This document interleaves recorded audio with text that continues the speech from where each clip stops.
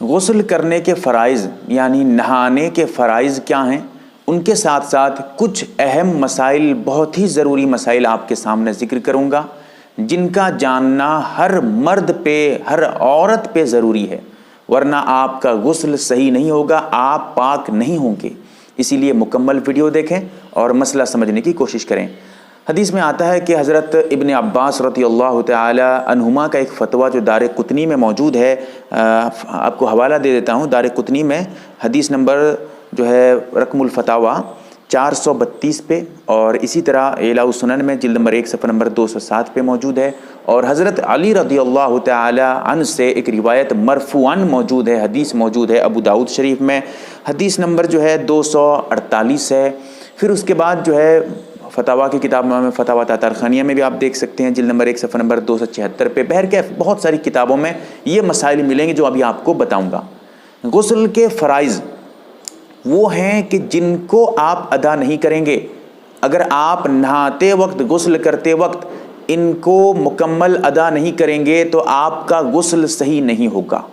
اب کیا کیا ہیں ذرا غور کریں۔ نمبر 1، کلی کرنا، اور ایک مرتبہ کلی کرنا کافی ہے، لیکن کلی اس طرح ہونا چاہیے کہ سارے منہ کے اندر اچھی طرح سے پانی پہنچ جائے، لہٰذا منہ میں پانی لے کر اچھی طرح سے پانی کو ہلائیں، منہ کے اندر پانی کو ادھر سے ادھر کریں تاکہ ہر طرح پانی اندر پہنچ جائے، ہر طرح سے پانی جو ہے منہ کے اندر گھوم جائے، پھر آپ نکال کر پھینک دیں، یا پی بھی سکتے ہیں، اگر پانی پی لیں گے تب بھی آپ کا غسل ہوگا، یا کلی آپ کی ادا ہو گئی پی لینے سے بھی، اگر پھینک دیتے ہیں تو پھینک دیتے ہیں، وہ تو آپ کی مرضی ہے۔ تو یہ جو ہے کلی کرنا یہ بہت ضروری ہے۔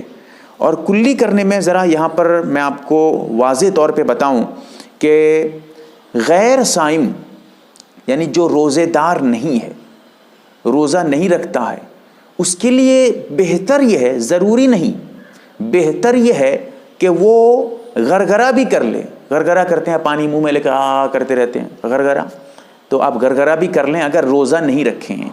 اگر آپ روزے دار ہیں، روزہ رکھے ہوئے ہیں، تو پھر جو ہے آپ غرغرہ نہ کریں، یہ آپ کے لیے بہتر ہے، غرغرہ نہ کرنا، صرف کلی کرنا۔ وہاں پر بھی آپ کے لیے اگر روزے رکھے ہیں تو اچھی طرح سے کلی کرنا ضروری ہے، غرغرہ ضروری نہیں ہے آپ کے لیے، اور عام حالت میں بھی غرغرہ ضروری نہیں ہے، لیکن ذرا مسئلہ تفصیلیں میں بتا چکا ہوں جیسا کہ۔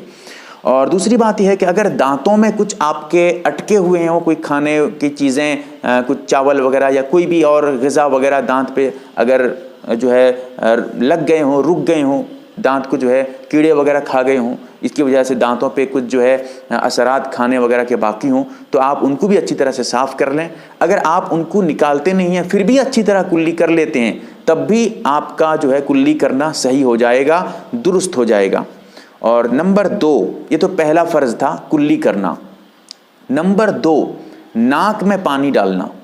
ناک میں پانی ڈالیں گے نرم ہڈی تک، بالکل اندر ایک نرم سی ہڈی ہوتی ہے، وہاں تک پانی پہنچنا چاہیے۔ صرف پانی ذرا سے ڈال دیے پھینک دیے ایسا نہیں چلے گا، پانی کو اچھی طرح سے نرم ہڈی تک پہنچانا بہت ضروری ہے۔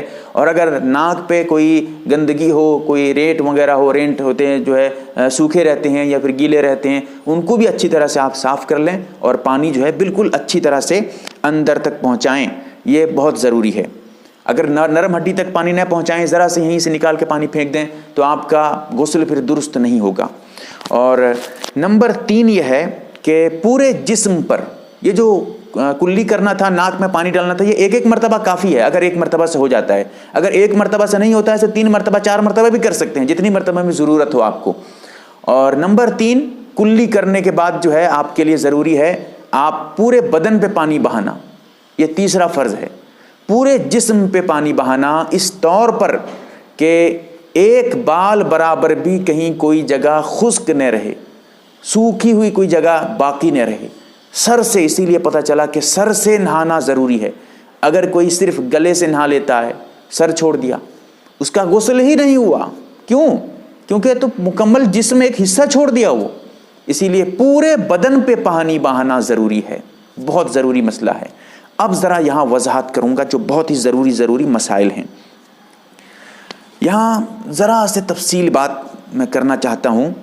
ناف کے سوراخ میں پانی پہنچانا، اگر کسی کے ناف میں، ناف جو ہوتا ہے، ناف میں اگر اندر کسی کے ناف اندر گھسا ہوا ہو تو تو وہاں پر اگر پانی جسم پہ بہا دیتا ہے تو پانی اوپر سے بہہ کر آ جاتا ہے، اندر تک ناف کے اندر ذرا پانی نہیں پہنچتا ہے، ناف کے سوراخ میں پانی نہیں پہنچتا ہے۔ اسی لیے اس کا خیال رکھیں جس کے ناف میں سوراخ ہو، اندر ناف جو ہے اندر جو ہے گھسا ہوا ہو، تو وہ بھی اندر تک صحیح سے اس کو دھو لے تاکہ پانی اچھی طرح سے پہنچ جائے۔ پھر اس کے بعد جو ہے خارج فرج کا دھونا، یہ عورت کے لیے ہے۔ عورت جو ہے اپنی شرمگاہ کے جو باہری حصے ہیں جہاں تک وہ دھو سکتی ہے، اندر تک شرمگاہ کے بالکل اندر کو جو ہے دھونا یہ ضروری نہیں ہے، شرمگاہ کے باہری حصے کو اچھی طرح سے دھونا یہ بہت ضروری ہیں، یہ عورت کے لیے بہت ضروری ہے غسل جو ہے جنابت میں، یعنی پاک ہونے کے غسل میں۔ اسی طرح اگر آپ انگوٹھی پہنے ہوئے ہیں، انگوٹھی اگر تنگ ہے، بہت ٹائٹ انگوٹھی ہے، اس کو بھی اچھی طرح سے ہلائیں تاکہ پانی اس کے اندر بھی پہنچ جائے۔ اگر پانی اندر نہیں پہنچے گا تو آپ کا غسل درست نہیں ہوگا۔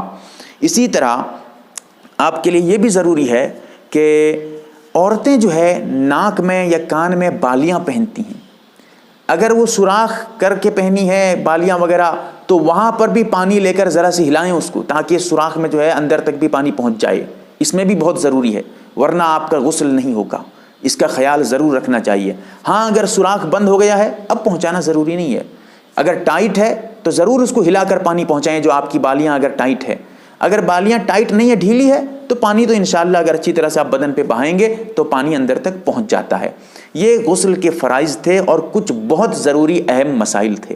اللہ سے دعا فرمائیں کہ اللہ تعالی ہمیں صحیح مسئلہ سمجھنے کی توفیق عطا فرمائے، آمین یا رب العالمین۔ ARB دینی معلومات چینل کو سبسکرائب کریں اور گھنٹی والے نشان کو ضرور دبائیں تاکہ ہماری ہر نئی ویڈیو آپ تک پہنچتی رہے۔ ویڈیو کو لائک اور شیئر ضرور کریں اور ہماری ہر ویڈیو آپ اپنی چینل میں ڈال سکتے ہیں۔ نیز ہمارے ساتھ واٹس ایپ پر جڑنے کے لیے آپ اپنا نام اور مکمل ایڈریس کے ساتھ ایڈ لکھ کر میرے واٹس ایپ نمبر 8908939343 کو میسج کریں۔